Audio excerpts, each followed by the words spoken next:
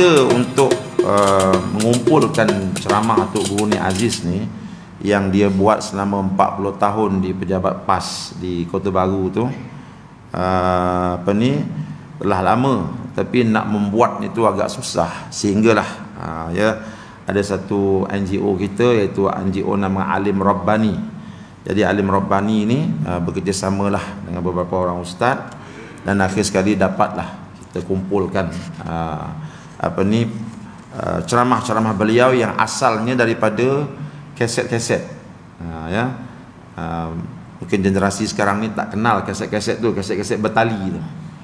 Ya, jadi semua tu kita ambil daripada kaset-kaset bertali, kita turun ke Kota Baru, pergi ke Pejabat PAS tu, dan cari dekat kampung-kampung, siapa-siapa ada, kita beli, ada yang bagi percuma, ya.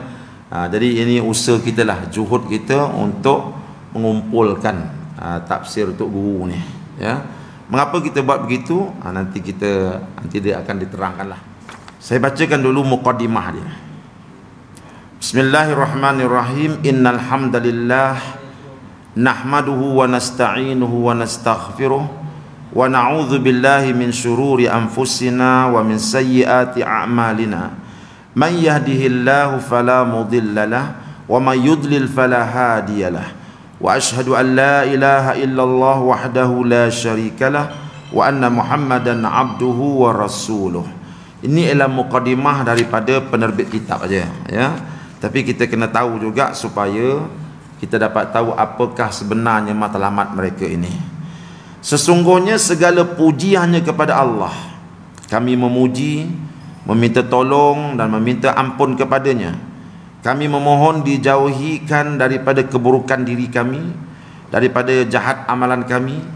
Sesiapa yang Allah beri hidayah kepadanya, dia tidak akan sesat. Sesiapa yang disesatkan, tidak ada hidayah untuknya. Aku bersaksi bahawa tiada Tuhan yang disembah melainkan Allah yang esa, tidak ada sekutu baginya, dan Muhammad itu hamba dan utusannya. Ini mana-mana kitab pun pengarang akan buat mukadimah seperti itu, ya. Minta supaya dilindungi daripada segala kejahatan-kejahatan diri sendiri. Umpamanya mengarang kitab ini, mengumpulkan bahannya untuk cari untung, ya. Yang itu pengarang ni, pengumpul ni minta dijauhkan. Sebab kalau ada sedikit saja niat-niat keduniaan, kitab ni orang akan baca sekejap je, lepas tu orang tinggalkan dah, orang tak baca dah. Tapi kita tengok kitab Imam Ghazali, kitab Imam Syafi'i dan imam-imam yang lain, oleh kerana mereka itu ikhlas dalam mengumpulkan ilmu untuk dibaca oleh generasi yang akan datang, kitab mereka sampai sekarang dibaca oleh orang Islam. Sampai sekarang, di mana-mana universiti orang mesti baca, di mana-mana pondok orang mesti baca, sebab keikhlasan itu. Ya. Jadi sebab itu kitab ini, pengumpul ini memberitahu dia minta lindung daripada kejahatan diri dia, ya, daripada ada niat-niat seperti itu. Setelah sekian lama menaruh harapan untuk menatap kembali kalam hikmah daripada seorang tokoh yang disegani di Malaysia, yakni Tuan Guru Nik Abdul Aziz bin Nikmat, akhirnya tercapai juga harapan kali ini menatap setiap butir bicara hikmah menghuraikan kalam Allah yang disampaikan setiap pagi Jumaat. Penerbitan tafsir Nik Abdul Aziz Nikmat adalah kesinambungan penerbitan tafsir yang pernah diterbitkan oleh beberapa pihak pada era 1990-an. Selepas almarhum Tuan Guru meninggalkan kita, akhirnya penerbitan ini dapat direalisasikan. Jadi sebelum usaha ini dilakukan, ada beberapa pihak cuba untuk buat, tapi bertemu dengan kegagalan. Separuh jalan berhenti sebab susah nak buat dia, bukan mudah. Nak dapatkan bahan dia tu, ya. Kita buat ni pun, kita cari bahan dan bawa balik, ya, panggil penterjemah bahasa Kelantan dia, ada 2 orang penterjemah dia, sebab kita bukan faham sangat bahasa dia ni. Kemudian di bahasa Malaysia akan pula. Namun begitu, beberapa perkataan-perkataan Kelantan yang digunakan oleh Tok Guru kita kekalkan, supaya nak memastikan keaslian nas dia. Kadang-kadang bahasa Kelantan tu mungkin maksud dia terlalu dalam, bila kita terjemah dalam bahasa Malaysia dia tak sampai nanti. Jadi sebab itu kita letak juga bahasa Kelantan tu, supaya manalah tahu ada orang Kelantan yang baca, dia akan lebih memahaminya. Ya. Mengapa dinamakan tafsir Quran Ni Abdul Aziz Nikmat? Ya, sebab apa tafsir ini kita namakan tafsir Quran Ni Abdul Aziz Nikmat? Mengapa tak letak tafsir Tok Guru je? Ya, mengapa tak letak tafsir Nikmat aja? Suatu mencari nama yang sesuai untuk tafsir ini, kami bertanya beberapa orang sarjana dan ilmuwan berkenaan hal ini. Ada dalam kalangan mereka memberi cadangan supaya diberikan nama tafsir Al-Aziz dan beberapa nama lain. Setelah diteliti dan difikirkan kembali, kami memilih nama tafsir Ni Abdul Aziz Nikmat. Orang yang layak meletakkan nama karya ini hanyalah almarhum Tuan Guru sendiri. Justru kami dengan rendah hati, kami dengan rendah diri merasakan tidak layak untuk meletakkan apa-apa nama bagi karya ini. Maka kekallah nama itu dengan tafsir Ni Abdul Aziz Nikmat. Ya, sebab orangnya pun dah tak ada. Kalau orangnya ada, kita boleh tanya Tok Guru nak letak nama apa yang paling naknya. Betul? Ya. Jadi tak boleh. Saya tafsir saya letak tafsir Al-Idrisi. Ya, saya ada buat tafsir. Ya, mengambil nama sempena Tuanku Sultan Selangor sekarang ni. Sebab program tafsir saya itu kita buat dalam radio Selangor. Ya, dah bertahun-tahun dah, tapi sayang tak habis. Baru sampai surah Taubah diberhentikan atas sebab-sebab yang tak dapat dielakkan. Jadi tak sampailah hasratnya tu. InsyaAllah kita akan tetap teruskan. Jadi saya hidup lagi, jadi saya namakan tafsir saya tafsir Idrisi. Ya, tapi Tok Guru kita ni dia dah tak ada. Jadi tak tahu nak pilih nama apa, tak ada jalan lain. Rasanya yang terbaik letakkan nama penuh dia. Lepas tu orang nak panggil tafsir apa tu pulanglah. Kan? Ya. Proses penerbitan ini bukanlah melibatkan pihak kami semata-mata, tetapi melibatkan ramai orang, terutama para pendukung projek yang memberi sumbangan dalam bentuk kaset-kaset kuliah almarhum, sumbangan dana sama ada daripada orang persendirian atau organisasi kerajaan dan bukan kerajaan. Begitu juga sokongan moral daripada seluruh rakyat Malaysia yang mahukan penerbitan direalisasikan dengan menyebarkan info dan maklumat projek ini kepada orang ramai. Jadi buat kerja ni bukan seorang lah, ramai ya. Yang tolong dananya ada, yang tolong carinya ada, macam-macam ada. Akhir sekali berjayalah kita menerbitkan ini ya. Dananya pun banyak juga, tapi semuanya ialah sumbangan orang ramai ya. Ini yang dibuat oleh NGO Alim Rabbani ini. Diucapkan jutaan terima kasih kepada semua yang terlibat dalam penerbitan buku ini. Walaupun nama tidak dicatat di sini, sesungguhnya Allah dan para malaikat mencatat nama-nama itu di langit. Didoakan ia menjadi bekalan pahala di akhirat kelak. Jazakumullahu khairan katsira. Jadi itu mukadimah ya.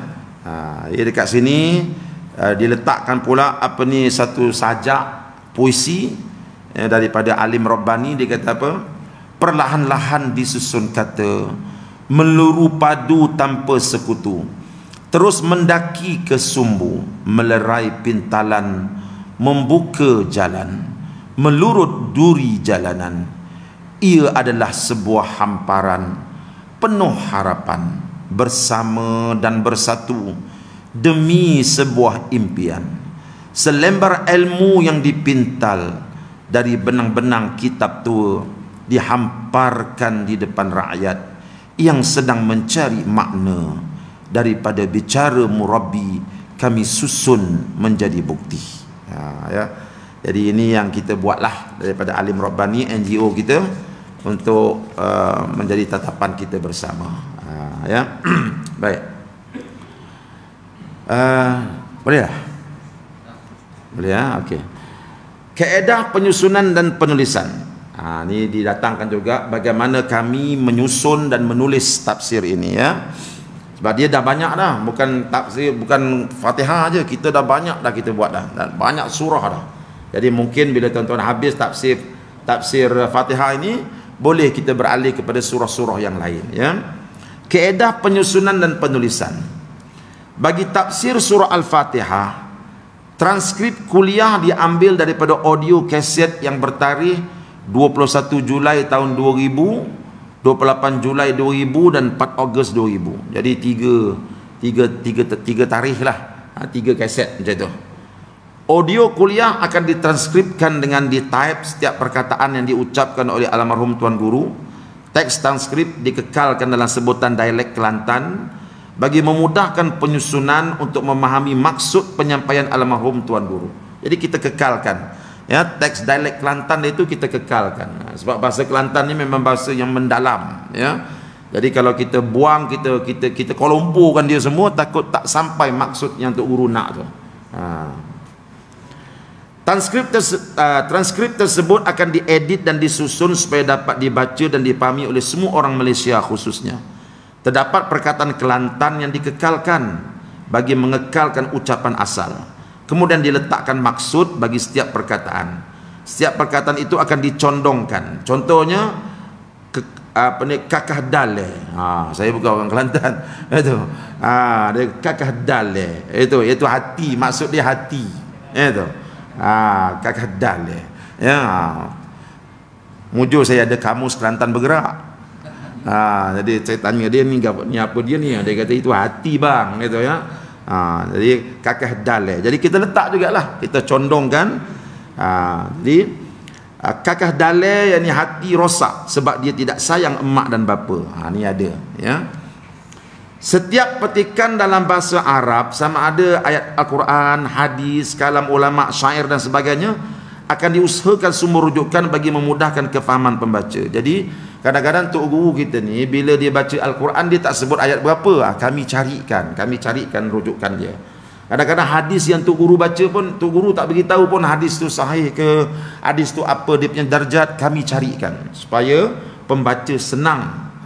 Jadi pembaca pun tak payah kelang kabut nak cari, boleh percaya ke hadis ni. Dia jangan bimbang. Tok Guru kita dia pengajian di India, itu di Madrasah Diobandi. Madrasah Diobandi ini madrasah hadis. Ya, sebab itu Tok Guru kita pandangan dia ialah pandangan-pandangan yang kuat kepada ahli hadis. Jadi bila dia quote hadis tu kita jangan bimbang lah. Dia memang tak pakai hadis-hadis maudhu', hadis-hadis rekaan ni Tok Guru memang tak pakai. Tapi macam mana pun, oleh kerana dia berceramah, dia tak sebutlah hadis ni hadis apa, sebab yang penting bagi seorang penceramah memahamkan orang maksudnya. Tapi bagi kami penulis, kami cari dan kita takhrijkan. Dalam istilah hadis dipanggil, kita takhrijkan hadis itu supaya pembaca lebih yakin, ya. Sekiranya terdapat beberapa perbezaan antara audio asal dan hasil penerbitan, ia bertujuan untuk memudahkan kefahaman dalam bahasa Melayu yang berbeza cara penyampaian almarhum Tuan Guru menggunakan dialek Kelantan. Jadi andai kata ada orang Kelantan kat sini, dia balik Kelantan, dia ada kaset ni, dia buka tengok, tak sama dengan kaset tu ke Ustaz Uda dah tukar. Dah, kita bukan tukar. Kadang-kadang ada tempat-tempat tu kita terpaksa edit sikit, supaya bagi kita payah. Kalau kita kekalkan yang asal juga, ada orang Korompo tak faham nanti. Jadi kita ubah sikit aja, ya. Itu kita beritahu awal tu supaya kita tidak dituduh merubah teks yang asal. Ya. Tapi macam mana pun kalam Tok Guru yang asal tu, itu yang sangat best lah untuk kita kaji, ya. Terdapat perkataan yang diucapkan oleh almarhum Tuan Guru yang telah sedia ada dalam kamus Dewan terbitan Dewan Bahasa dan Pustaka, seperti perkataan gege. Itu ya. Ya, ada Tok Guru banyak guna dalam tafsir dia perkataan gege. Jadi gege ni dalam Dewan Bahasa dah ada dah. Itu. Perkataan pitih, reti dan lain-lain. Walau bagaimanapun, kami meletakkan maksud perkataan tersebut bagi memudahkan pembaca memahaminya. Jadi supaya semua orang dapat faham apa yang dibaca, kita letak juga terjemahan bahasa Malaysia ni. Ya. Walaupun bahasa Kelantan tu dah banyak dah dalam kamus Dewan, cuma kita tak banyak guna dia. Baik, muka surat yang seterusnya, kami bila kita baca tafsir Tok Guru, seronoknya Tok Guru ni dia balarah dia tinggi sebab dia mengaji di India. Ya, mengaji di India ni ilmu alat dia sangat tinggi. Ilmu alat ni apa? Ilmu sastra dia. Jadi sebab itu kami suka keluarkan permisalan-permisalan yang dia buat. Dia nak satu isu, macam mana nak bagi faham orang, dia ambil permisalan. Jadi permisalan dia tu permisalan yang hidup dalam masyarakat kita. Jadi kita ambil, kita keluarkan dulu dia punya permisalan tu untuk anak-anak kita, untuk pembaca, membaca dahulu sebelum baca tafsir dia, ya. Senarai misalan, kiasan dan analogi. Ada, ya. Ini antara yang Tok Guru sebut apa? Dalam surah Fatihah saja ni. Fikiran bersih sebelum membaca Al-Quran. Dia nak beritahu, ya, kita baca Quran ni fikiran kena bersih. Apa dia punya pemisalan analogi dia? Cawan dipenuhi pasir. Nanti kita akan tengok Tok Guru cakap gitu, ya. Kita nak baca Quran ni kena bersih hati. Ibarat kalau hati kotor tu seperti cawan, dalam cawan ada pasir. Jadi kalau kita curah air tak ada guna. Jadi pasir itu kena dibuang dulu, cawan tu kena dibersihkan dulu. Jadi bila masuk air, baru air itu boleh masuk dan jernih air tu. Jadi Tok Guru buat permisalan macam tu. Jadi kita keluarkan dulu, ya. Yang kedua, kesan sifat Rahman. Tok Guru ambil analogi lelaki dua isteri. Itu, ya. Jangan bimbang, muslimat jangan bimbang ni, tak ada masalah. Tok Guru kita, dia isteri dia seorang aja, gitu. Cuma dia ambil misal, ambil permisalan supaya orang faham, gitu, ya. Bagaimana lelaki dua isteri ni, ya, dia ialah terjemahan kepada rahmahnya Allah, betul tak, ya. Allah tu rahmah, betul tak. Bayangkan, contoh saya lah, tak nak ambil satu tuan-tuan, nanti tuan-tuan tidur luar rumah nanti, gitu, ya. Saya dah ada isteri, betul tak, saya dah ada isteri, kan. Pendapatan kita orang satu minggu, pendapatan kita orang satu minggu katakan 1 juta. 4 minggu 4 juta, gitu. Jadi saya pun tak tahu nak letak mana dah duit saya. Pening kepala dah, punya banyak duit, kan. Tiba-tiba jalan kat kampung, tengok di dekat situ ada ibu tunggal, ni ada ibu tunggal, itu anak tak sekolah duduk bawah jambatan. Saya sebagai orang kaya apa saya buat? Itu, ajak dia duduk kat rumah saya. Segan lah Ustaz, segan apa, kahwin dengan saya je. Gitu. Kan, jadi hukum poligami itu tanda rahmah bagi Allah. Contoh tu, orang dah bising kat belakang tu. Contoh, itulah rahmah bagi Allah. Itu. Tapi jangan bimbang, jangan bimbang. Ini contoh saja, ya. Pendapatan saya bukan 1 juta sebulan. Yang ketiga, maksud rahmat, orang lapar diajak pergi dengar ceramah. Itu, ya. Nanti kita tengoklah nanti. Cuma saya bacakan dulu, ya. Isi ceramah tidak sesuai. Nat 9 guna skru 12. Itu, ya. Nat 9, nat tu, nat skru tu lah. Itu, ya. Guna skru 12. Mana boleh, kan? Nat 9 kena guna skru 9 lah. Itu mana ceramah tak sesuai. Betul tak, ya? Kita bulan Ramadan pukul 9 pagi, orang tengah puasa. Saya berceramah tentang sedapnya air batu campur. Mana sesuainya tu? Marah orang, betul tak, ya? Maksud alhamdu. Ketika Tok Guru syarahkan maksud alhamdu, dia ambil satu permisalan kereta rosak di tengah bukit di waktu malam. Itu, ya. Nanti kita tengoklah apa dia. Lubang dari kubur ke syurga. Tengok TV berita petang. Ya. Jadi dekat situ je kita boleh tengok dah bagaimana Tok Guru ni dia ambil permisalan-permisalan yang dekat dengan kita. Kalau kita baca tafsir-tafsir daripada negara Arab, imam-imam yang besar-besar tu, mereka tu duduk di zaman dulu-dulu. Jadi permisalan yang mereka ambil sesuai dengan zaman itu, kan? Kemudian sesuai dengan masyarakat Arab. Jadi kita nak bawa benda tu dalam masyarakat Melayu, jadi payah orang nak faham. Itu payah orang nak faham, orang tak boleh faham. Ya. Jadi sebab tu Tok Guru permisalan dia permisalan yang biasa kita tengok depan mata je. Hidayah dan taufik. Ketika Tok Guru nak cerita tentang hidayah dan taufik, dia ambil satu permisalan, tunjuk jalan orang yang sesat di bandar. Manusia berbeza setiap orang. Dia nak cerita manusia tu berbeza-beza. Apa analogi dia? Kereta ada nombor plat, selipar Jepun ada tanda. Itu, ya. Ilmu melalui akal. Contoh dia, permisalan dia, rombongan pengantin datang dengan menaiki bas. Jadi kita pun tak sampai pikiran kita tu, ya. Kalau kita tak baca syarah dia, tuan-tuan pun tak sampai. Apa kaitan Ustaz? Rombongan pengantin datang menaiki bas. Ini menunjukkan ketajaman fikiran Tok Guru. Nampak tak, ya? Dia orang yang memerhati kehidupan. Dia orang yang membesar dalam universiti kehidupan. Sebab itu dia pandang tu dia bukan pandang kosong. Pandang tu dia ada belajar, ada iktibar yang dia ambil. Berbeza dengan kita, betul tak? Kita sekadar pandang aja. Tapi tok guru ni, itulah dia guru. Inilah dia murabbi, tuan-tuan. Ini murabbi, ya. Dia memerhati, diceritakan anak murid dia supaya anak murid itu terdidik dan faham. Ilmu sains yang berubah, arahan perubatan yang tidak tetap. Ya. Orang lalai, tok guru bagi contoh, membeli ikan, membeli rempah di kedai. Apa dah tu, kita pun tak faham, ya. Nanti kita baca tafsir baru kita akan nampak. Nabi Muhammad SAW sebagai pemandu, analogi dia, tok pawang bawa orang masuk hutan. Ya. Doa minta hidayah saja. Dia punya analogi, hamba saya mahu kawini raja. Ya, dan seterusnya cara cakap orang kurang ilmu, analogi dia, pak cik minta kerja untuk anaknya. Apalah, kita mana ada faham, ya. Tapi inilah ketajaman fikiran tok guru. Kita akan faham setiap analogi yang dia buat tu bila kita selesai baca kitab tafsir ni. Ini ialah permisalan, kiasan yang kita kutip daripada tafsir Fatihah saja. Kalau tuan-tuan baca tafsir, katakan surah Al-Baqarah, ada analogi lain lagi tok guru buat. Penuh dengan analogi, dia punya tafsir dia tu. Jadi mudah untuk orang kampung faham. Kan? Jadi yang pentingnya orang boleh faham apa yang Allah Ta'ala nak sampaikan tu.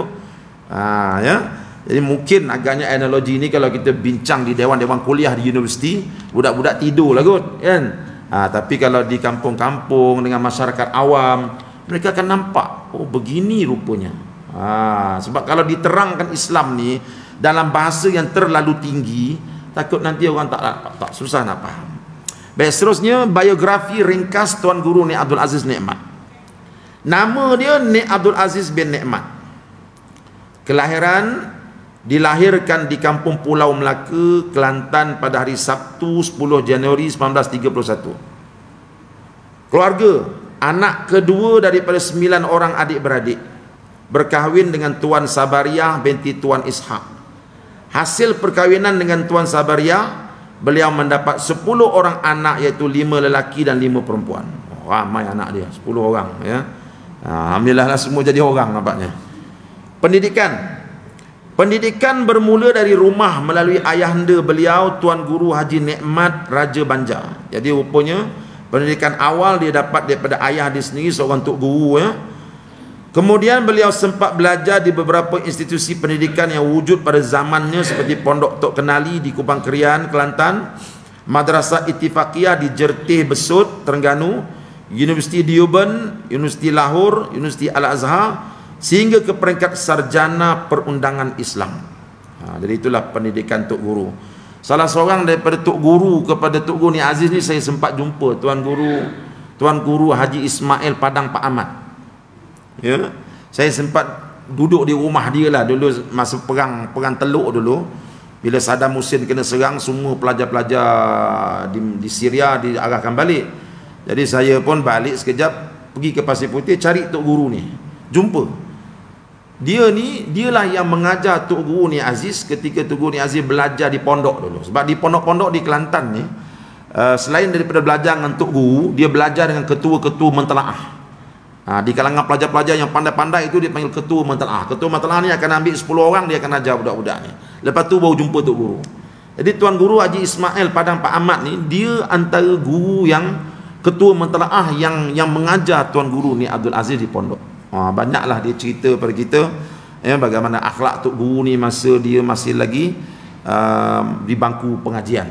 Orangnya sangat tekun dalam belajar, ya, sebab tu dia boleh jadi begitu, ya. Baik. Dan guru-guru dia kebanyakannya ialah sufi-sufi. Sebab tu kita tengok tok guru Nik Aziz, walaupun dia orang kata belajar di madrasah hadis, tetapi pendidikan sufi itu tak dapat dipisahkan dari diri dia. Sebab tu kita tengok kehebatan dia pada warak yang ada pada diri dia tu. Kan? Kalau ilmu ni banyak tok guru ada, tapi bukan semua tok guru boleh warak macam dia. Ya, bukan semua tok guru boleh warak macam dia. Ya. Saya baca saya dengar satu ceramah tentang tok guru ni. Ada orang kampung pergi jumpa dia minta tanda tangan borang ya. Lalu dia tulis tu sikit je, dia tak tekan dakwat tu. Jadi orang kampung ni risaulah, minta Tok Guru tekan sikitlah biar dakwat tu berbekas gitu. Dia kata ini pen rakyat ni, kalau sekadar layang gitu pun dah ada, buat apa saya nak tekan, nanti Allah akan tanya saya di akhirat. Jadi sampai peringkat itu dia punya warok dia tu kan. Jadi ini kesan didikan yang dia dapat daripada ayah dia sendiri, Tok Guru pondok, dan belajar di pondok-pondok yang terkenal ya. Jadi didikan sufi itu memang tak dapat dipisahkan dari diri dia. Baik. Kerjaya. Sebelum terlibat dalam politik secara serius, beliau pernah menjadi tenaga pengajar di jabatan kelas dewasa yang diwujudkan oleh Kerajaan Persekutuan bagi mengatasi masalah buta huruf di kalangan orang dewasa. Ini selepas dia balik daripada Mesir itulah, dia terus berkhidmat dengan kerajaannya, mengajar. Almarhum Tuan Guru pula menjadi tenaga pengajar bagi pengajian Islam kepada masyarakat. Beliau juga menjadi guru agama di beberapa buah sekolah agama di Kelantan seperti Menengah Agama Tarbiyah Mardiyah, Sekolah Menengah Agama Darul Anwar dan Mahat Muhammadi. Jadi inilah tempat-tempat yang Tok Guru pernah memberikan sumbangan ilmu dia sebelum beliau terlibat serius di dalam bidang politik. Kerjaya politik. Beliau mula terlibat dalam politik bersama Parti Islam Se-Malaysia, yakni PAS, pada tahun 1967. Ini tarikh saya dilahirkan. Dia dah terlibat dengan politik. Kita baru menangis je masa tu. Melalui pilihan raya kecil Kelantan Hilir dengan mengalahkan Tengku Nur Asyah Tengku Ahmad, iaitu dari UMNO, dengan majoriti 3,259 undi. Pada tahun 1990 apabila PAS memenangi pilihan raya bagi Dewan Undangan Negeri Kelantan, beliau dilantik menjadi Menteri Besar selama 22 tahun dan bersara pada tahun 2013. Jadi Tok Guru kita ni pengalaman dalam politik dia sangat hebat. Namun begitu, apa yang beliau ajar hasil daripada pembacaan kami, penulisan kami dalam tafsir ni, kita tak jumpa pun satu fakta daripada Tok Guru yang membawa kepada politik pecah belah. Tak ada. Memang dia memang berpegang kepada politik tidak boleh dipisahkan daripada Islam. Dia bawa benda tu. Tetapi politik yang dia bawa adalah politik yang bersih. Dia tak ada macam sebagian orang kan politik juga, tapi politik yang boleh memecah belahkan masyarakat. Ya, sebelum dia datang orang surau tu semua baik semua. Bila dia ceramah je orang surau jadi pecah dua. Dia Tok Guru dia tak macam tu. Puas kami carilah. Cari tak jumpa. Memang politik dia politik yang ke arah penyatuan ummah. Walaupun dia duduk orang nombor 1, nombor 2 dalam Parti Islam Se-Malaysia. Ya. Selepas dia meninggal dunia, bila kita baca baru kita nampak beza dia dengan orang-orang lain. Ya, baik. Dah habis dah. Kematian dia pula. Tuan Guru Ni Abdul Aziz menghembuskan nafasnya yang terakhir pada jam 9.40 malam 12 Februari 2015 di rumah beliau di Kampung Pulau Melaka, Kelantan. Punca kematian disebabkan kanser prostat yang dialaminya. Allah juga mencuci rahmat ke atas roh almarhum Tuan Guru. Habis itu biografi dia ya. Baik, kita nak mula dah tafsirnya. Dah sampai semua dah? Dah dapat semua dah? Baik, sekarang ni kita masuk kepada mukaddimah yang Tok Guru sering baca. Ya. Mukaddimah sebelum dia ajar tafsir, dia akan baca mukaddimah ini. Dalam mukaddimah ini terkandung puji-pujian kepada Allah, selawat ke atas Rasulullah, dan doa dia kepada Allah supaya Allah Ta'ala tolong dia dalam dia mengajar. Jom kita baca dia punya mukaddimah dia. A'udzubillahi minasyaitanirrajim. Aku berlindung dengan Allah daripada syaitan yang direjam. Bismillahirrahmanirrahim. Dengan nama Allah yang Maha Pengasih lagi Maha Penyayang. Alhamdulillahi Rabbil Alamin. Segala puji tertentu bagi Allah, Tuhan sekalian alam. Wassalatu wassalamu ala ashrafil mursalin. Selawat dan salam ke atas semulia-mulia Rasul. Siapa dia? Sayyidina, penghulu kita, wa maulana, penghulu kita, Muhammad sallallahu alaihi wasallam. Wa ala alihi, dan ke atas keluarganya juga selawat. Wa sahbihi, dan ke atas sahabatnya juga selawat. Ajmain, semuanya. Jadi Tok Guru dia letak washabihi ajmain kepada semua para sahabat. Dia tak ada bezakan antara sahabat itu dan sahabat ini. Jadi ini aliran ahli sunnah wal jamaah. Ya. Kalau sebahagian mazhab ni umpamanya Syiah tu, dia tak letak ajmain itu. Sebab Syiah ni ada sahabat yang diakui, ada sahabat yang dia tak akui. Tok Guru wasahbihi ajmain, semua sahabat-sahabat Nabi. Jadi bermakna Tok Guru kita berada dalam aliran Ahli Sunnah wal Jamaah. Wa ba'du, adapun selepas itu, fa inna asyrafal hadis kitab Allah, sesungguhnya semulia-mulia percakapan ialah kitab Allah. Ni dia punya mukadimah, ya, pengakuan daripada Tok Guru, semulia-mulia percakapan atas dunia ini ialah kalam Allah, tak ada yang lain daripada itu.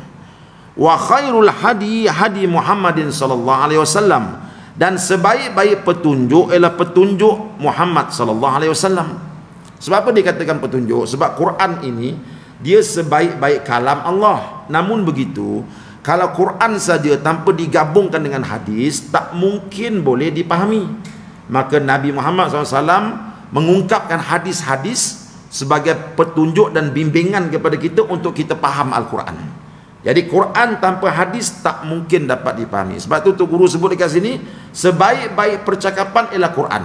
Namun begitu, datang hadis Nabi mensyarahkan sebaik-baik percakapan itu, mensyarahkan Quran itu sehingga dapat dipahami oleh kita semua, ya. Wa syarrul umuri muhdatsatuha, dan seburuk-buruk perkara ialah perkara-perkara yang baru-baru. Mana baru-baru ni apa dia?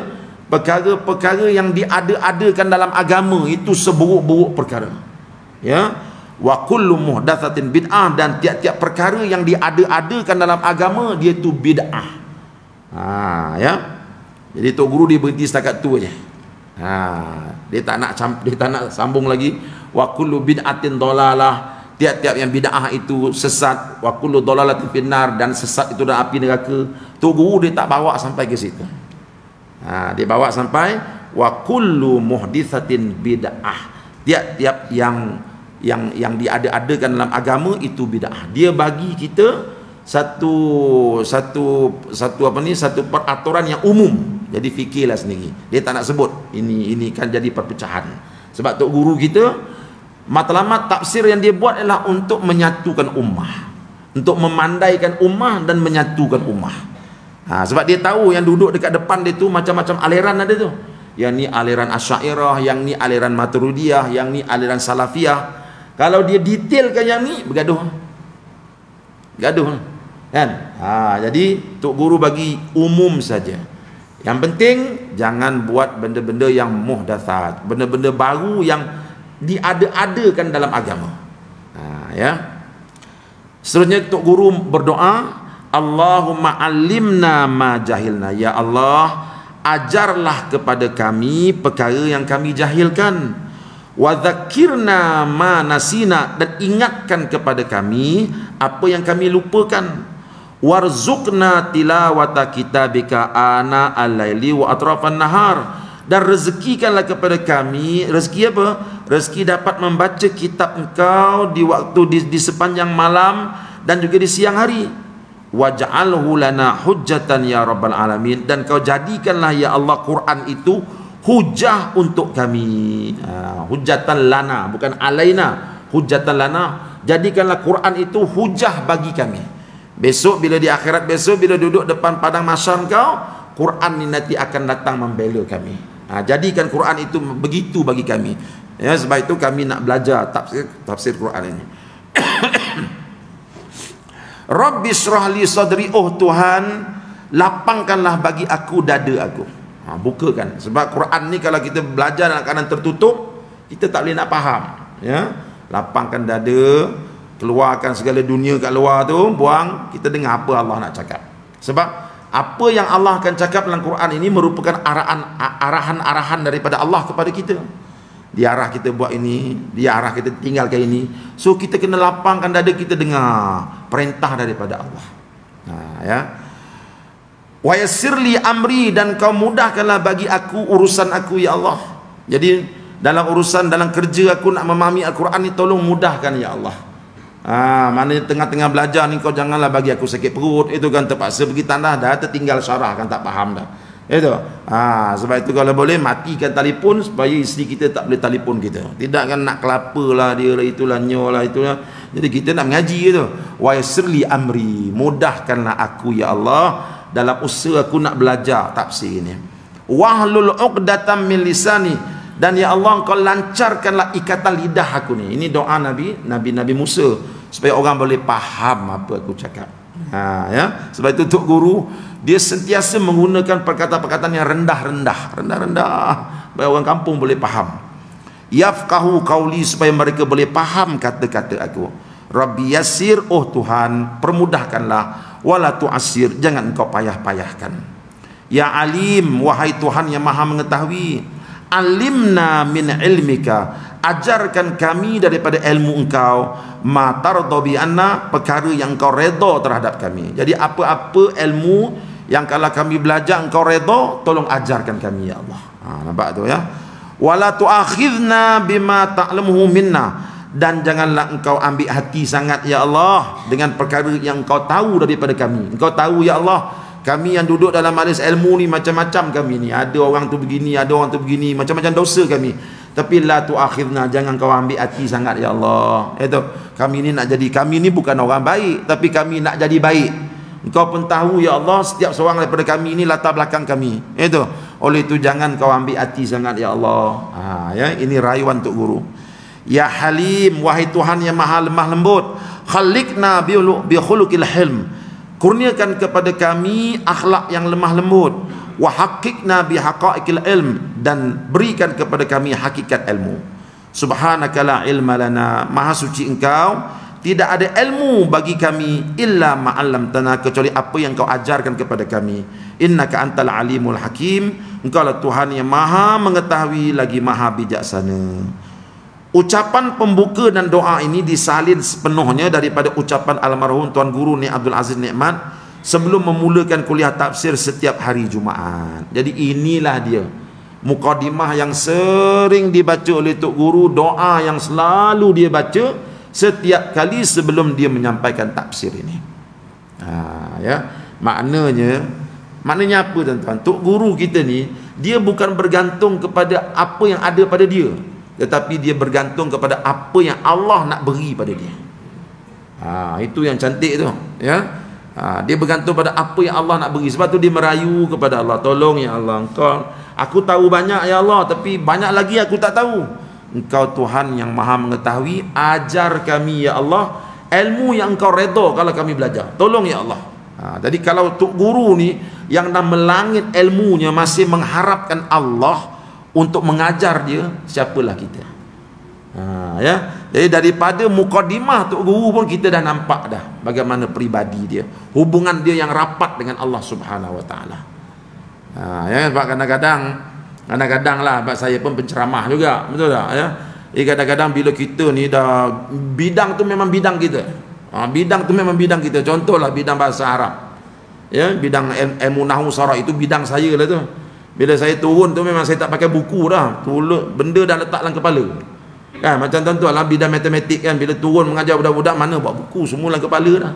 Ketika itu datang satu rasa sombong dalam hati, tak berharapkan kepada Allah. Sebab aku dah ingat semua dalam atas fingertip ni, semua dalam ujung jari je. Kita tak harap langsung pada Allah. Ini akhlak yang buruk. Mana walaupun kita tahu benda tu, kita masih lagi mengharapkan Allah. Itu ilmu dia. Yang kita ingat tu, itulah ilmu Allah yang dia bagi kita ingat. Dia boleh tarik balik kalau dia nak tarik. Ya, tu. Saya berapa kali kena tuan-tuan, tengah-tengah mengajar dia jam. Budak-budak tanya tak boleh jawab. Pelik. Padahal ini bidang kita ni. Kan? Allah boleh buat macam tu. Sebab tu Tok Guru ni akhlak dia mulia. Bukan saja akhlak dengan orang, akhlak dengan Allah. Walaupun dia dah alim melangit, masih lagi ya Allah, ajar aku ya Allah, ajar aku ya Allah, sebelum dia mengajar orang. Ini rendah dirinya dia di hadapan Allah Subhanahu Wa Taala. Ya.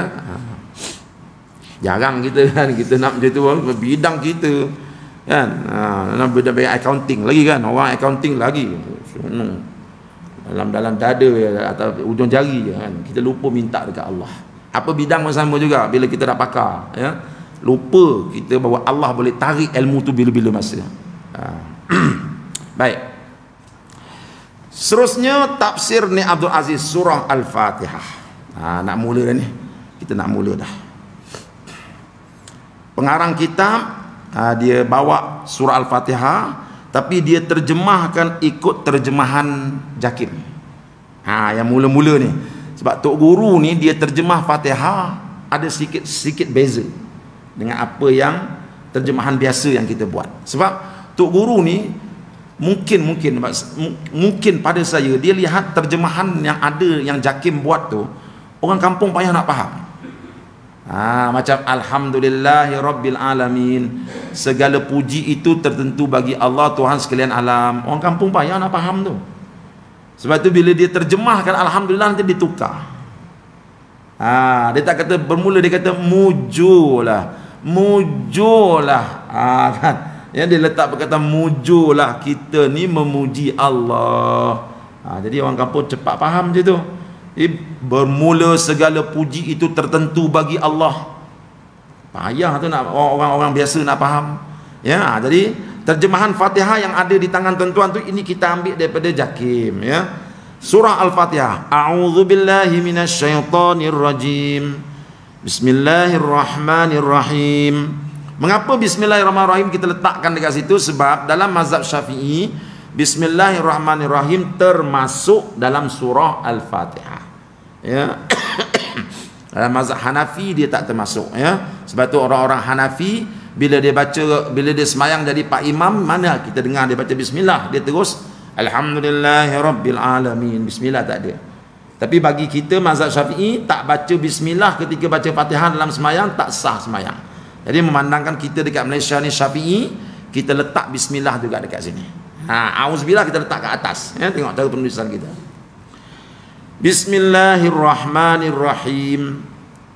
Alhamdulillahi Rabbil Alamin Ar-Rahmanir-Rahim Maliki Yaumiddin Iyyaka na'budu wa iyyaka nasta'in Ihdinas siratal mustaqim Siratal ladzina an'amta 'alaihim Ghairil maghdubi 'alaihim waladdallin. Amin. Saya batuk, minta maaf, ya. Tapi jangan bimbang, batuk yang tak ada covid yang bimbang, saya dah pergi cek dah. Baru 2 hari lepas saya kena ni. Baik, kalau ikut terjemahan biasanya, Bismillahirrahmanirrahim dengan nama Allah yang Maha Pemurah lagi Maha Mengasihani. Mengapa? Baik, mengapa kena ada Ar-Rahman Ar-Rahim? Ar-Rahman itu sifat pemurah Allah kepada semua orang. Sama ada dia Islam ataupun tak Islam, sama ada dia menyembah Allah ataupun tak menyembah Allah, Allah tetap kasih pada mereka semua. Ar-Rahim, kasih sayang Allah kepada orang-orang yang taat kepada dia, iaitu bila dia masukkan mereka ke dalam syurga nanti. Bismillahirrahmanirrahim dengan nama Allah yang Maha Pemurah lagi Maha Mengasihani. Alhamdulillahi Rabbil Alamin. Segala puji tertentu bagi Allah, ya. Siapa Allah itu? Rabbil Alamin, Tuhan yang memelihara dan mentadbir sekalian alam. Ya.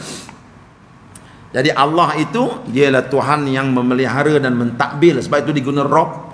Dalam istilah tauhid kita ada istilah ilah dengan Rabb.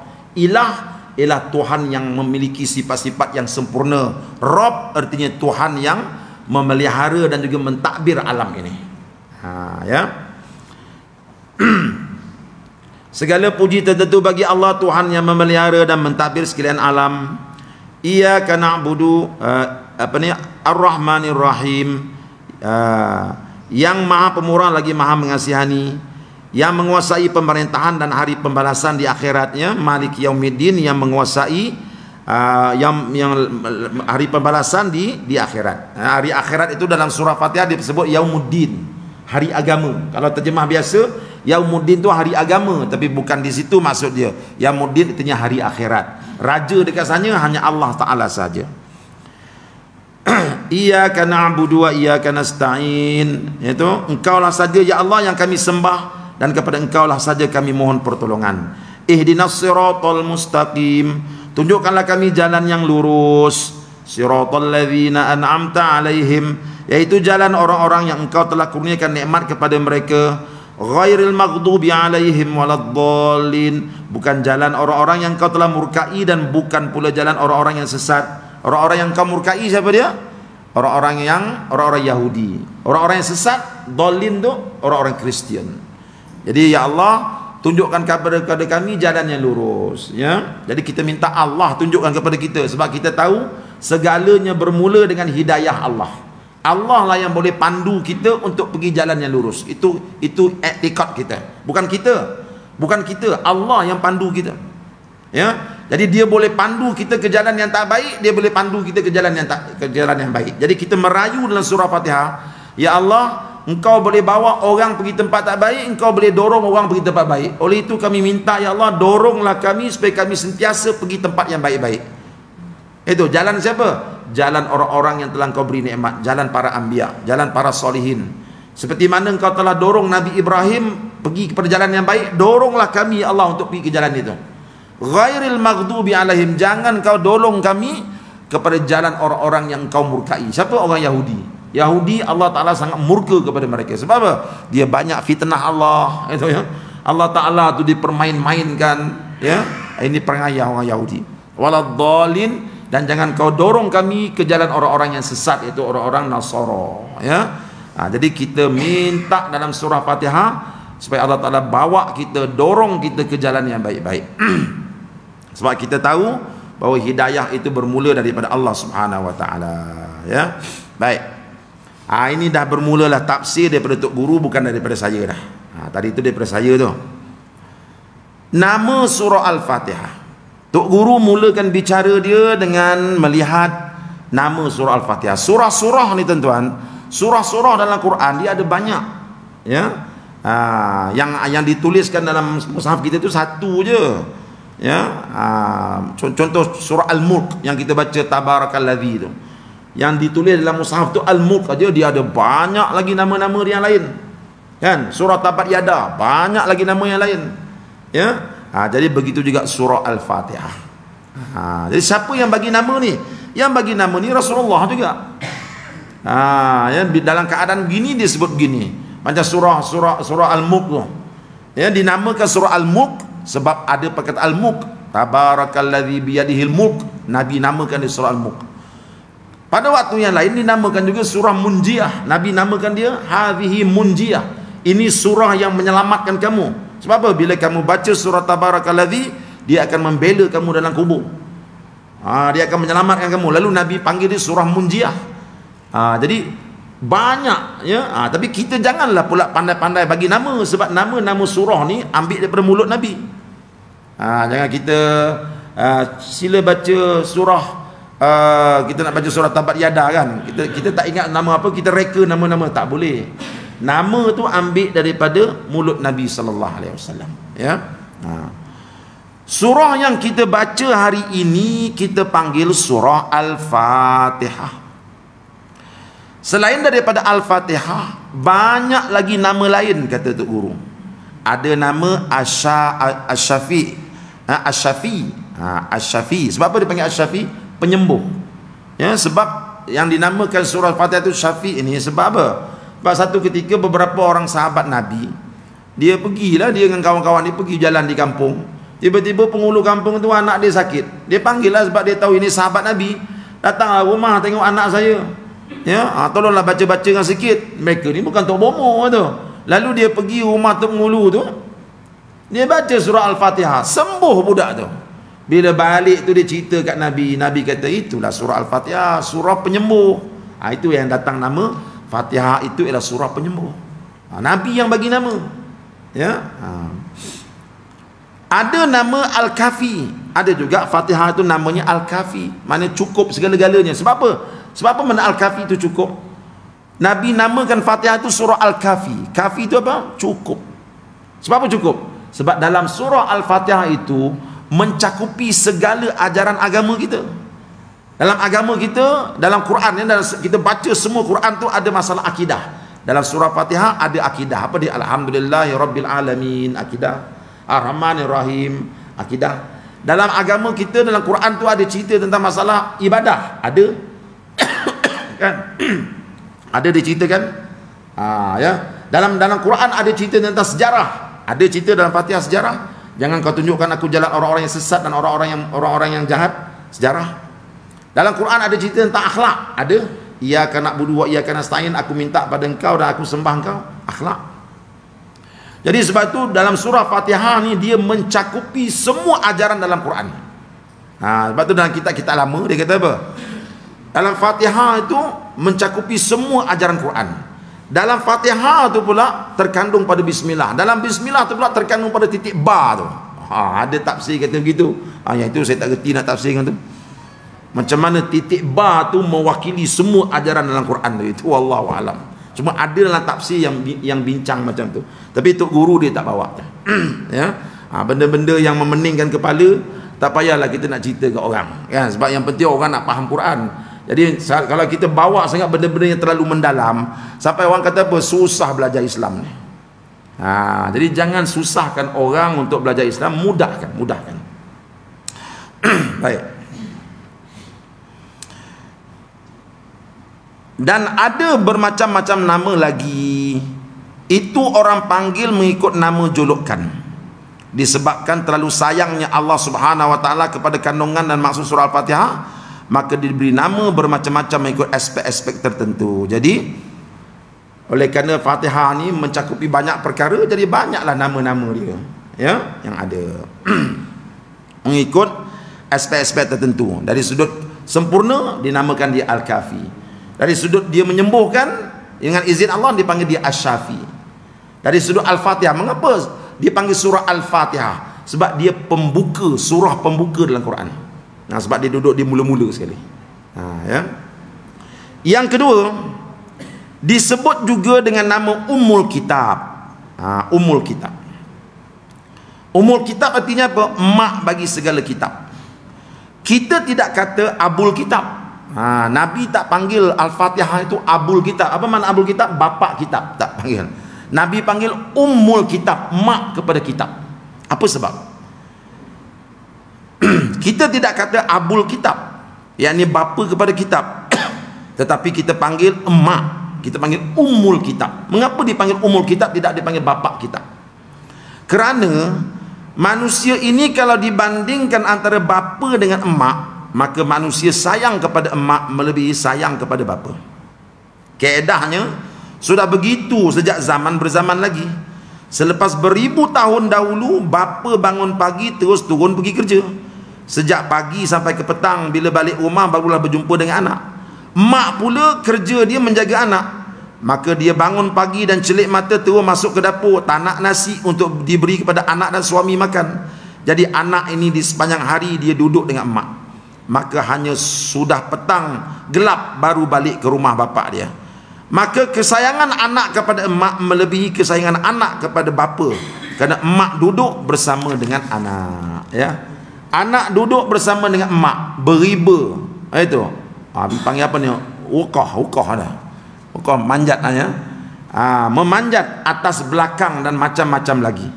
Kemanjaan anak kepada emak melebihi kemanjaan anak kepada bapa. Oleh sebab itu, untuk tarik perhatian manusia, hamba Allah seluruhnya, maka Allah bubuh nama Al-Fatihah, iaitu Ummul Kitab, emak bagi kitab. Kerana manusia apabila bunyi emak, mereka sayang belaka. Orang yang tidak sayang emak ini disebut sebagai orang yang rosak, kakeh daleh. Itu ya. Orang yang tidak sayang emak ini disebut sebagai orang yang rosak, kakeh daleh. Yakni hati dia rosak. Sebab dia tidak sayang emak dan tidak sayang bapa.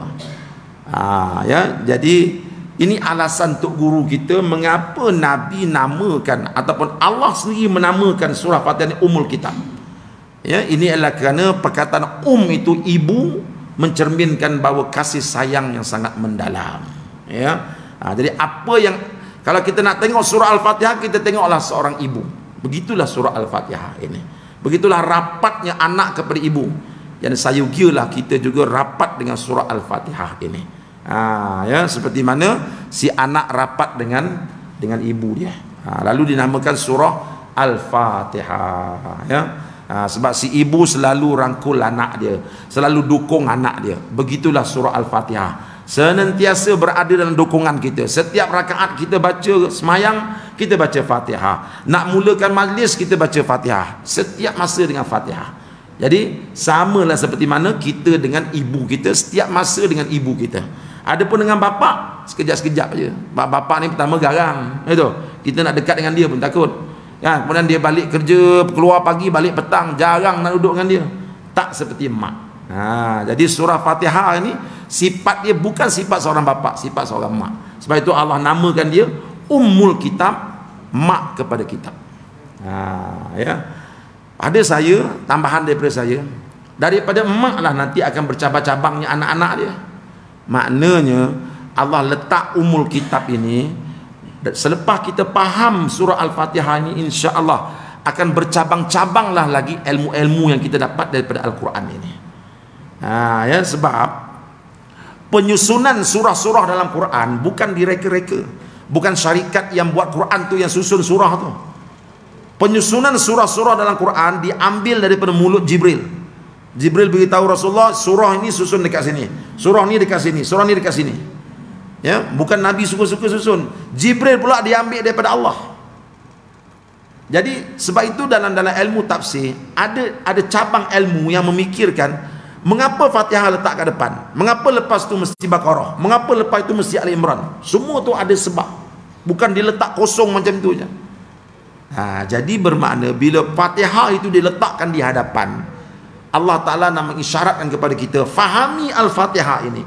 Bila kamu faham Al-Fatihah, sebab Al-Fatihah ini kandungan dia merangkupi semua Al-Quran. Jadi bila kamu dah faham dia ni, kamu baca Quran, insya-Allah cepat kamu faham apa itu agama.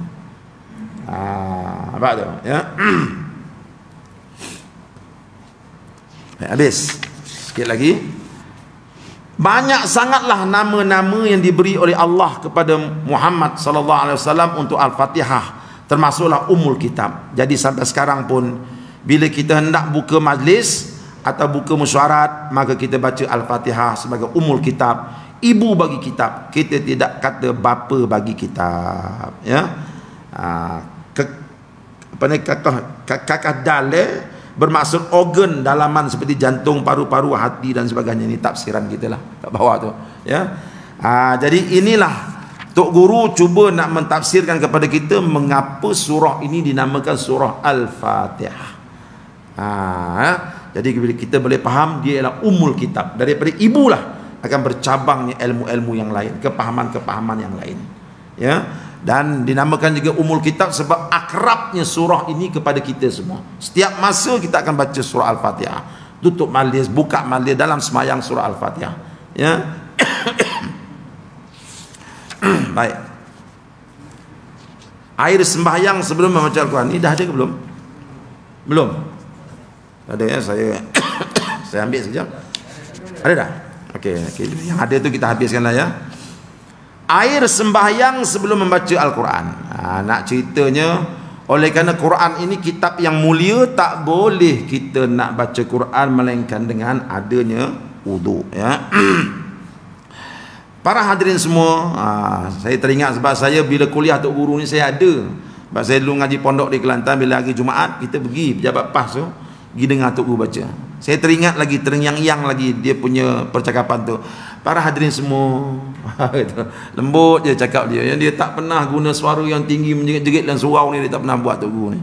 Lembut je suara dia.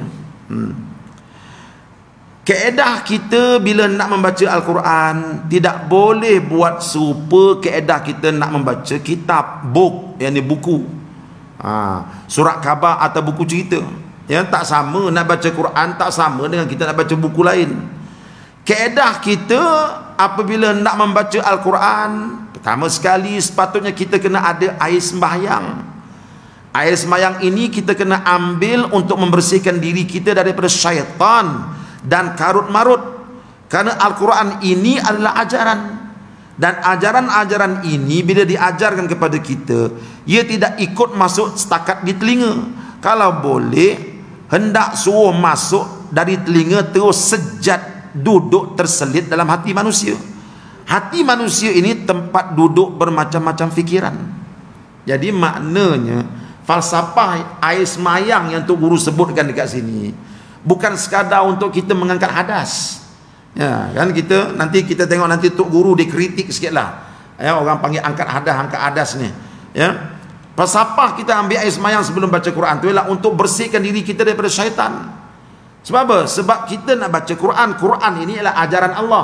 Ajaran Allah mana masuk dengan ajaran syaitan? Itu. Jadi sebelum oleh kerana kita nak masukkan dalam fikiran kita ajaran Allah, maka kita buang syaitan dulu. Dia tak boleh berkumpul, minyak dengan air dia tak boleh kumpul. Sebab tu kita baca auzubillah, ambil wudu, bersihkan hati kita. Sebab hati manusia tempat berkumpulnya macam-macam fikiran. Itu. Dalam fikiran hati kita ni ada tawakal, ada tak tawakal, ada marah, ada sabar, semua berkumpul dekat hati.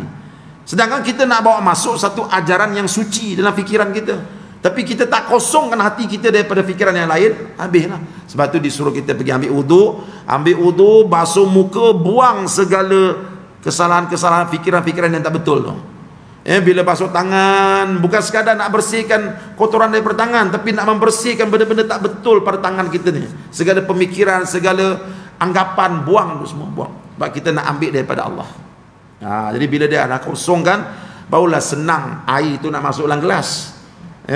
Baru senang air nak masuk dalam gelas. Sebab itu, kalau kita tengok hikmah mengapa Quran itu diturunkan di Mekah, tak diturunkan dekat Rom, tak diturunkan dekat Parsi.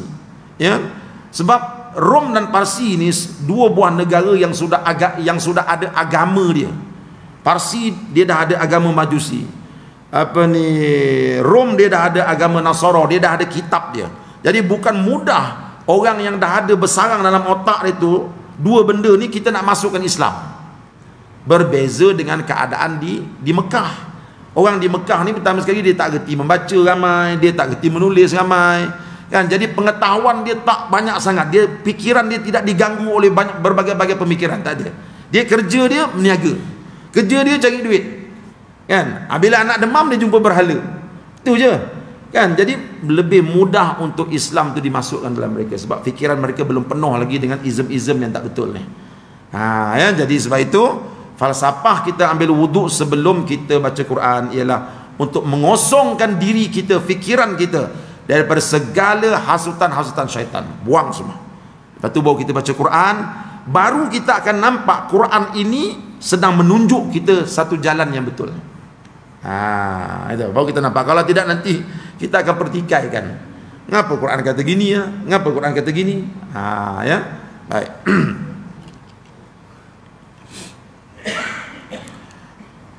Dan ajaran-ajaran ini bila diajarkan kepada kita, ia tidak ikut masuk setakat di telinga. Kalau boleh nak suruh masuk dari telinga terus sejak duduk terselit dalam hati manusia. Jadi bila kita baca Quran, ya, supaya tak naklah sekadar di lidah, di mulut, di telinga, nak masuk dalam hati. Ya, sebab kita takut tuan-tuan. Nabi sallallahu alaihi wasallam kata apa? Nanti di akhir zaman ada orang baca Quran, tapi baca Quran tak sampai sekadar sampai kerongkong sini ya. Dia tak sampai masuk ke dalam hati. Baca Quran memang hebat, lagu dia, tajwid dia, taranum dia memang bagus, tapi sekadar sampai kat sini ya. Sampai kat kerongkong aja, dia tak sejat masuk dalam hati. Bila tak masuk dalam hati itu yang dia baca lain, perangai lain. Itu dia baca ayat tentang apa? Wasta'inu bis-sabri was-salah. Hendaklah kamu minta tolong dengan Allah dengan penuh kesabaran dan juga solat. Dia baca yang tu, tapi sekadar kat sini je. Bila ada masalah sikit, hilang sabar.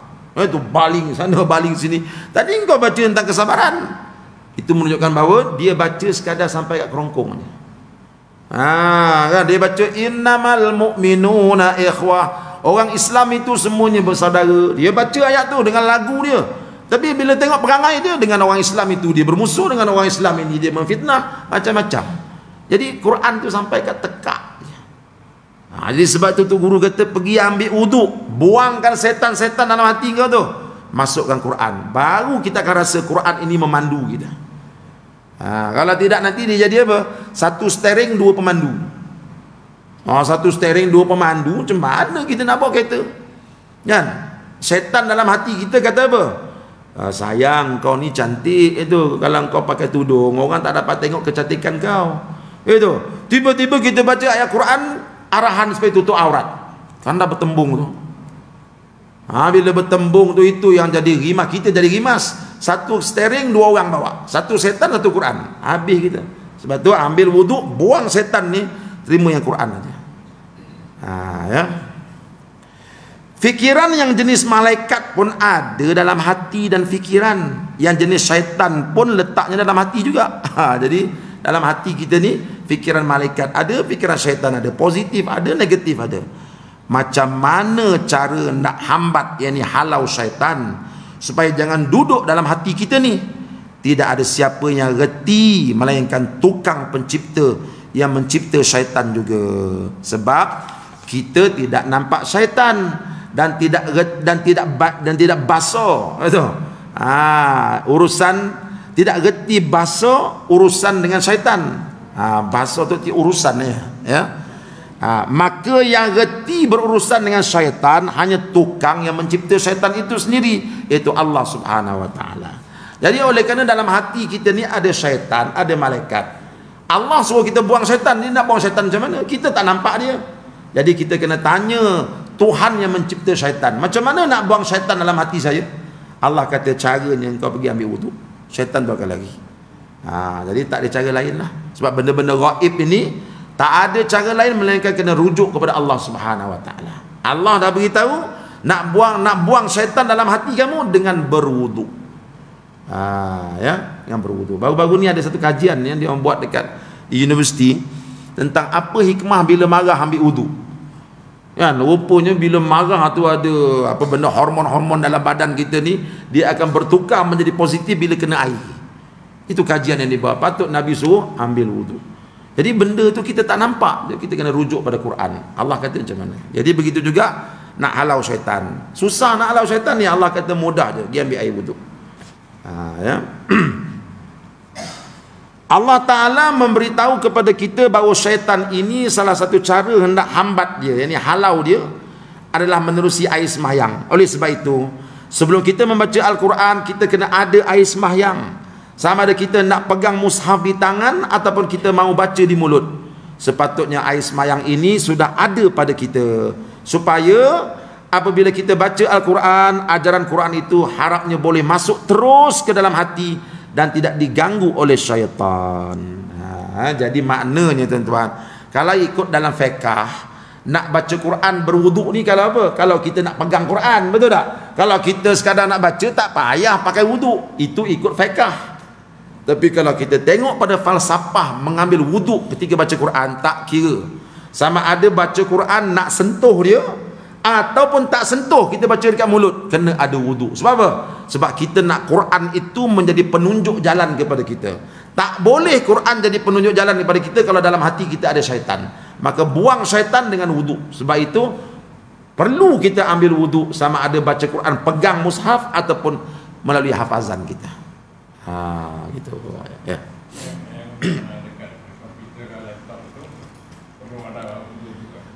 Kalau kita ikut falsafah ini, memang kena berwuduk lah. Sebab bila kita baca Quran, kita nak mengambil petunjuk daripada Al-Quran. Ibarat Quran ni ibarat manual lah. Kita beli satu alat elektronik, tak gerti nak buat, buka manual. Cuma bila buka manual tak perlu ambil wuduk. Jadi kita ni nak memulakan kehidupan atas dunia supaya berjaya, macam mana? Kena buka manual dia, Quran. Cuma Quran ini syaitan tak suka. Dalam hati kita ada syaitan. Jadi macam mana dia nak masuk? Kena ambil wuduk. Walaupun kita baca dalam komputer, ya. Berbeza dengan awak baca Quran sebab apa? Saya baca Quran sebab kejap lagi nak peksa. Macam kami di universiti dulu 6 juzuk sekali tembak. Bacalah tu, baca tengah terlanggang baca kan. Bukan ada wuduk pun. Sebab apa? Nak lulus peksa. Itu kalau tidak tak dapat ijazah 6 juzuk hantar lulus. Itu wuduk pun tak ada. Sebab bukan baca Quran untuk ambil petunjuk. Baca Quran untuk lulus peksa. Ini berbeza dengan orang yang ngapa baca Quran?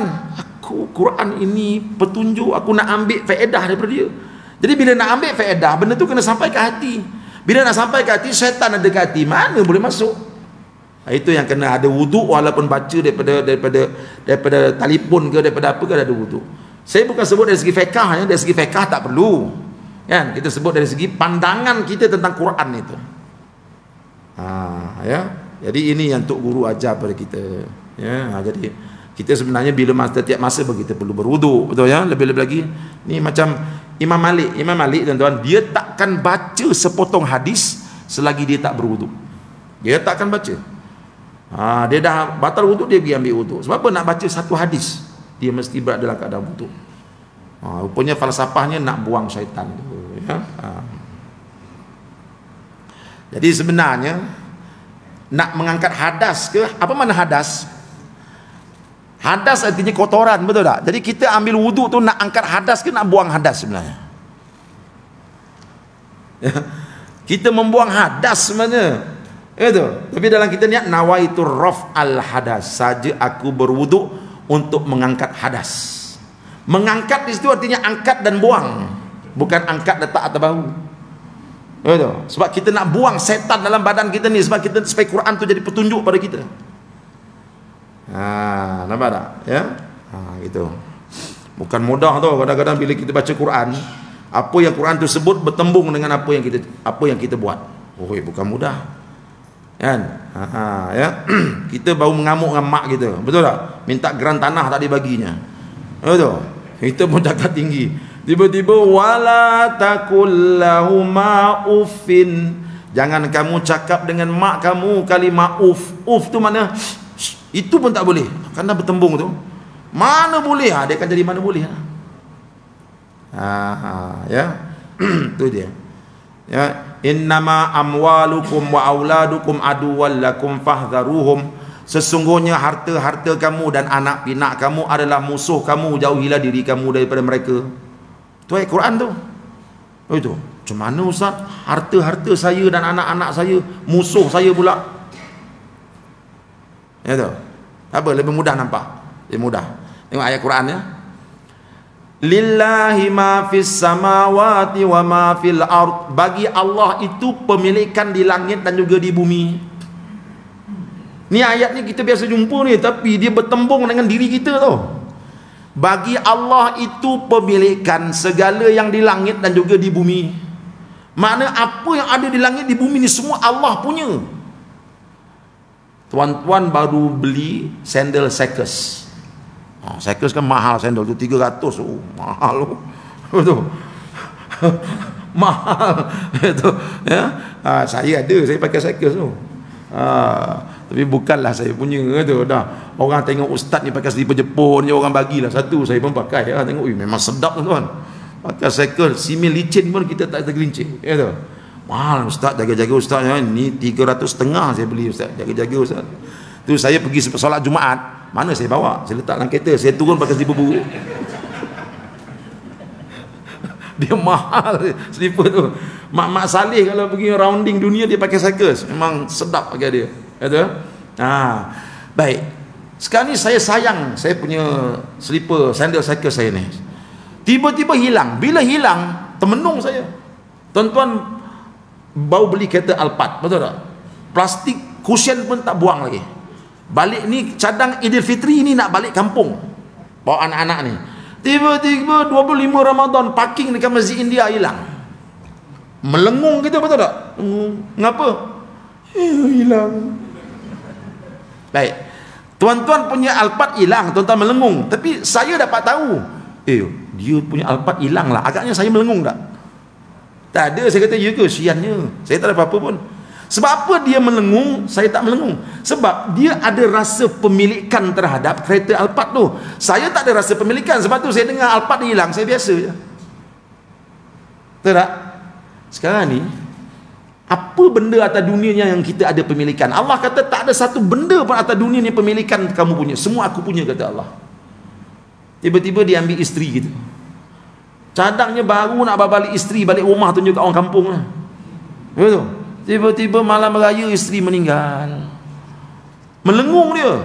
Sebab apa melengung? Bukan kau punya, Allah punya. Betul? Beritahu dekat Pak Imam, isteri orang tu meninggal. Yelah, kita buat solat jenazah cepat sikit, katanya. Sikit pun imam tu tak sedih. Sebab apa? Sebab tidak ada rasa pemilikan. Jadi Allah latih kita, manusia sedarlah, duit dalam poket kamu tu bukan milik kamu. Anak-anak kamu bukan milik kamu, itu milik aku. Langit dan bumi ni semua aku punya. Jadi kalau hilang, kamu jangan sedih. Itu aku punya, aku ambil yang aku punya, yang aku bagi pinjam kat kamu. Benda ni bertembung tak dengan kita? Bertembung. Bertembung. Itu yang nak sedekah takut tu. Aku nak bayar zakat takut sebab apa? Rasa pemilikan tu ada. Allah kata no, it's not yours. Cakap orang putih dah. Bukan kau punya, aku punya, kata Allah. Bagi je 2.5% keluarkan. Sayang tu. Kalau 2.5% tu kita bayar RM7 tak apa. Ini 2.5% kita adalah 2.5 juta. 2.5 juta itu buat rumah banglo tu, rumah sewa berapa banyak dapat tu. Sayang sebab ada pemilikan. Dia bertembung dengan kita punya falsafah hidup. Sebab itu Guru kata, kosongkan fikiran tu, kosong, ambil yang Allah punya. Tiba-tiba kita ambil atas dunia ni, aku tidak memiliki apa-apa, semuanya Allah punya. Hatta nyawa aku pun Allah punya. Sebab itu dalam kitab jihad, dalam fiqh jihad, Allah kata apa? Mana-mana orang Muslim, negara dia diserang, dia musuh, tiba-tiba dia arah pergi berjihad, dia tak nak pergi, ini dosa besar. Sebab apa? Saya sayang nyawa saya. Nyawa kau bukan kau punya, aku punya, kata Allah. Aku bagi pinjam aja. Ini falsafah Allah Ta'ala ajar kita. Ayatnya kita biasa baca kan, tapi nak amal dia, Allahu Akbar. Lillahi ma fis samawati wa ma fil ard. Bagi Allah itu segala yang di langit dan juga di bumi. Jadi Tok Guru ni awal-awal lagi dia beritahu kita dah. Kosongkan hati kamu daripada dunia, daripada segala fikiran yang tak betul kalau kamu nak terima Quran. Tapi kalau dalam fikiran kamu Quran komunisme pun kamu terima, sosialisme pun kamu terima, tiba-tiba nak masukkan Quran, habis. Dia tak boleh terima. Dia tak masuk punya. Ya, satu saja. Itu yang disuruh kita supaya berwuduk sebelum membaca Quran. Muka surat yang seterusnya ada tak? Kalau tak ada kita berhenti dah. Ada? Kalau ada kita mau sikit lagi. Sikit lagi lah. Sikit lagi ya. Allah Ta'ala memberitahu kepada kita bahawa syaitan ini salah satu cara nak hambat dia adalah menerusi air semayang. Oleh sebab itu, sebelum kita membaca Al-Quran, kita kena ada air semayang. Sama ada kita nak pegang mushaf di tangan ataupun kita mahu baca di mulut, sepatutnya air semayang ini sudah ada pada kita, supaya apabila kita baca Al-Quran, ajaran Quran itu harapnya boleh masuk terus ke dalam hati dan tidak diganggu oleh syaitan. Kerana syaitan ini, Tok Guru petik satu ayat Quran, dia kata apa? Inna syaitana lakum aduun fattakhidhuhu aduwa innama yad'u hizbahu liyakunu min ashabis sa'ir. Sesungguhnya syaitan adalah musuh bagi kamu, maka jadikanlah dia musuh yang mesti dijauhi tipu dayanya. Sebenarnya dia hanyalah mengajak golongannya supaya menjadi dari penduduk api neraka. Inna syaitana lakum aduun fattakhidhu aduwa, kata Allah. Sesungguhnya syaitan adalah musuh bagi kamu, maka jadikanlah dia musuh yang mesti dijauhi tipu dayanya. Syaitan ini adalah musuh manusia, maka kamu mesti anggap dia juga sebagai musuh kamu. Oleh yang demikian, antara perkara pertama yang kita kena buat apabila kita nak baca Al-Quran, termasuk surah Al-Fatihah ini, adalah kena ambil air sembahyang. Maknanya, kalau kita ambil air sembahyang, bukan hanya basuh muka dan basuh tangan saja, tetapi basuh dengan satu pengertian yang tertentu. Itu maksud Tok Guru. Bukan basuh sekadar basuh tangan, basuh muka, tetapi basuh dengan satu pengertian yang tertentu. Apa dia? Pengertian tertentu itulah kita panggil sebagai niat. Niat itulah sahaja aku berwuduk. Niat kita tu untuk apa? Kalau kita masuk ke dapur, terpercik minyak, atau selepas itu kita pergi ke padang, ke sawah, menambur benih, lalu terkena debu, kita basuh muka juga. Tetapi dalam hati kita, kita ingat sekadar hendak membasuh debu saja. Betul juga? Itu. Jadi kalau kita basuh muka sebab kena debu, kita basuh muka. Berbeza dengan kita basuh muka kerana ambil air semayang. Kan ada dua niat yang berbeza tu. Jadi niat itulah pengertian yang kita kena jaga. Saja aku mengangkat hadas besar, saja aku mengangkat hadas. Apa makna hadas? Kotoran. Angkat kotoran dalam hati itu, campakkan ke lumbung. Itu maksud dia. Ya. Jangan sekadar kita ambil wuduk tetapi kita tak tahu apa benda, sebab apa aku buat ni. Jadi rupanya kita nak angkat kotoran dalam hati kita, campakkan ke lombong, nak masukkan Quran dalam hati kita. Maka air sembahyang ini bukan sekadar hendak basuh debu atau bukan sekadar hendak membasuh peluh-peluh, malah hendak basuh dan membuang segala yang orang panggil hadas kecil dan hadas besar. Hadas ini maknanya gangguan fikiran. Tengok tafsiran Tok Guru. Saja aku mengangkat hadas kecil. Hadas itu artinya gangguan fikiran, kata Tok Guru. Hadas ini maknanya gangguan fikiran. Ingat begitu begini. Selagi sebanyak mana kita masih ingat begitu begini dalam hati kita, maka selagi itulah ingatan kepada Allah tidak boleh masuk. Jadi patutlah ya, falsafah yang Tok Guru ajar, ambil wuduk, kita angkat hadas. Hadas itu apa dia? Fikiran-fikiran yang berbagai-bagai dalam kepala kita ni, angkat, buang. Kita nak masukkan Quran dalam ni. Ya. Sebab itu para sahabat, ramai sahabat baca Quran banyak khatam. Ada sahabat satu ayat 3 bulan baru habis. Sebab apa? Selagi aku tak faham ayat ni, selagi aku tak amalkan, aku tak beralih pada ayat yang lain. Sebab dia baca Quran tujuan untuk mengambil permata daripada ayat itu, bukan sekadar ambil pahala. Kita ambil pahala tu tak? Nak kejar ni khatam Quran sebelum 25 kena khatam. Itu AJK pun dah belikan plakat ni nak bagi. Itu kita kejar nak khatam. Kita bukan kejar nak ambil apa pengajarannya.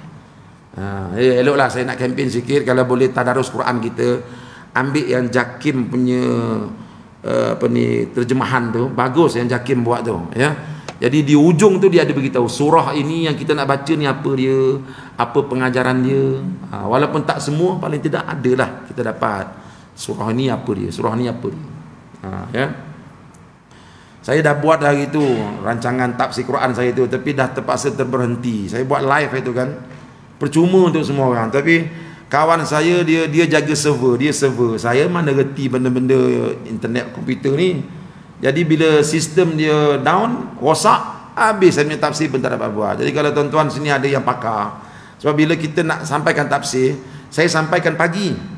Orang tak banyak dengar pagi, orang dengar siaran ulangan dia. Jadi bila petang dengan malam tu banyak orang ulang siaran ulangan tafsir saya tu.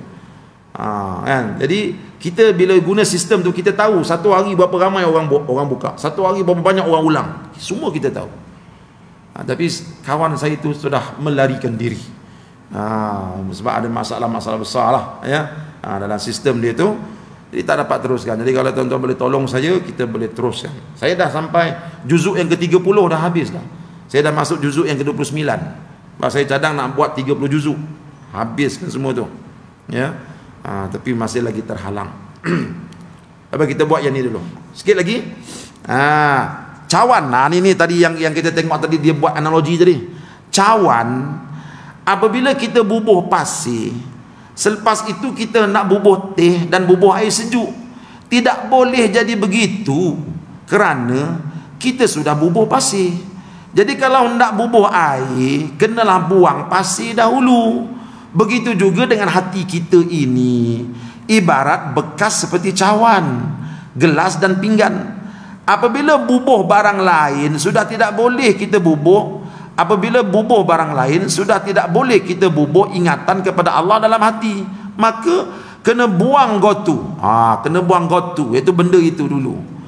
Cara buangnya adalah dengan mengambil air sembahyang, basuh muka dan berniat membuang hadas pikiran yang bermacam-macam itu. Orang-orang tua selalu panggil mengangkat hadas. Angkat itu maknanya buang. Itu kata tu. Ya. Orang tua kata, pergi saja aku angkat hadas. Bukan makna angkat letaklah hati. Angkat hadas artinya buang hadas. Buang fikiran yang tak betul dalam fikiran tu. Orang tua-tua selalu panggil mengangkat hadas. Angkat itu maknanya buang. Tidak usahlah kita kata mengangkat hadas, tetapi gunakanlah perkataan buang hadas. Saja aku buang hadas kerana Allah Ta'ala. Gitu ya. Jadi bila kita ingat kepada Allah Ta'ala, mintalah kepada Allah, ya Allah, ya Tuhanku, aku ambil sembahyang ini dengan tujuan aku nak membuang habis segala hadas dalam hati aku. Jadi ini dipanggil taharah batiniah. Dalam fiqh pun ada itu ya, taharah zahir dan juga taharah batin. Ni Tok Guru ajar kita taharah batin, buang segala hadas dalam hati. Sebab kita nak masukkan Quran, nak masukkan benda baru dalam hati kita. Segala perasaan yang orang tasawuf panggil aghyar, dalam ilmu tasawuf dia panggil aghyar. Aghyar jamak kepada ghair. Ghair maknanya benda lain. Aghyar maknanya segala benda lain selain daripada Allah Ta'ala. Segala gangguan syaitan, segala gangguan nafsu, dan segala keakuan yang lain daripada Tuhan, kita hendak buang belaka melalui basuhan muka air semayang. Jadi kita nak buang, bukan saja nak buang syaitan, nak buang keakuan. Ini yang kita nak buang juga ni. Ya, nak buang syaitan tu kita faham dah, tapi nak membuang keakuan, aku. Aku. Keakuan tu mana kita rasa kagum dengan diri kita. Kita rasa kita boleh, itu pun nak buang. Kita kena tundukkan diri kita sebagai orang yang jahil, sebagai orang yang mengharapkan Allah ya, untuk dapatkan benda itu. Kita naklah buang belaka melalui basuhan air muka air semayang. Sama ada air semayang itu untuk kita bersemayang ataupun semayang hendak baca Al-Quran. Tentulah seperti yang kita ada niatkan tadi. Niat hendak buang habis segala benda karut marut dalam hati, supaya hati bersih dan boleh masuk ajaran Al-Quran dengan segala kesempurnaannya. Benda-benda begitu kena ada, ya. Kitab Al-Hikam ini penambahan yang kami buatlah. La tatarakka faraghal aghyar fa inna zalika yuqti'uka an wujudil muraqabah lahu fi ma huwa muqimuka fi. Terjemahannya, janganlah engkau ternanti-nanti kekosongan daripada aghyar, kerana perkara itu akan memotong kamu daripada wujudnya muraqabah kepadanya pada tempat di mana dia telah menetapkan kamu di dalamnya. Maknanya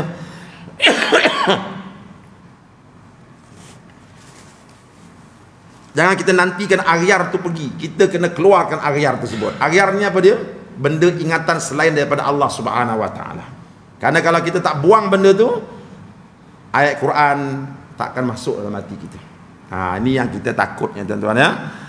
Jadi buangkan syaitan, buangkan iblis, dan buangkan keakuan di dalam diri kita. Ya, jangan ada aku. Sebab itu bila kita puasa, tengok nampak tak? Bila kita puasa, kita kena buangkan aku tu dalam diri kita dalam puasa. Kita kata apa? Allahumma balighna Ramadan, ya Allah sampaikan aku sampai aku dapat jumpa bulan Ramadan. Apa maknanya? Aku dapat jumpa bulan Ramadan ya Allah bukan kerana aku pandai jaga kesihatan, tapi kerana engkau lah yang menyampaikan. Bila dah masuk dalam bulan Ramadan, Nabi ajar kita, Allahumma inna fihi aina alal qiyami wa tilawatil Quran wasiyam. Ya Allah, bila aku dah masuk dalam bulan Ramadan ni, tolong aku pula supaya aku dapat puasa, aku dapat bangun malam, dan aku dapat baca Quran. Semuanya minta tolong daripada Allah. Kita tak nampak pun diri kita. Bila kita nampak diri kita, keakuan ni, ini bahaya. Dia akan datang sifat ujub. Oi, hebat kau beribadah. Alhamdulillah, aku sejak pencen ni masa ada, dia nampak dia. Itu banyak sedekah. Alhamdulillah, aku ni aku. Dia tak nampak itu datang daripada Allah. Jadi kita ni sekarang ni, Tok Guru ajar kita, anggap sesuatu itu semua daripada Allah. Kita dapat semayang jemaah, ini hadiah Allah kepada kita. Dia pilih aku untuk datang solat jemaah. Jadi barulah hilang rasa ujub, rasa bangga diri. Kalau tidak, kita nampak kita hebat aku ni. Nampak? Tak, kita nampak ini hadiah daripada Allah. Aku boleh datang kuliah tafsir ni pun Allah mudahkan aku, Allah dorong aku, semua Allah. Lama-lama diri kita hilang. Jadi bila hilang diri kita, ujub, takabur, sombong semua akan hilang. Jangan ada keakuan ya dalam diri kita. So kita ambil wudu, buang iblis, buang syaitan, buang segala fikiran-fikiran karut, kita ambil Allah sahaja. InsyaAllah ya, kita akan jadi orang berjaya. Jadi itu baru orang kata mukadimah kepada surah Al-Fatihah. Nanti kita akan masuk huraian tentang isti'azah. Isti'azah ni apa dia? A'udzubillahi minasyaitanirrajim. Apa sebab sebelum baca Fatihah ada a'udzubillah? Sebelum baca Quran ada a'udzubillah. Itu guru akan tayangkan dalam program kita minggu depan insya-Allah ya.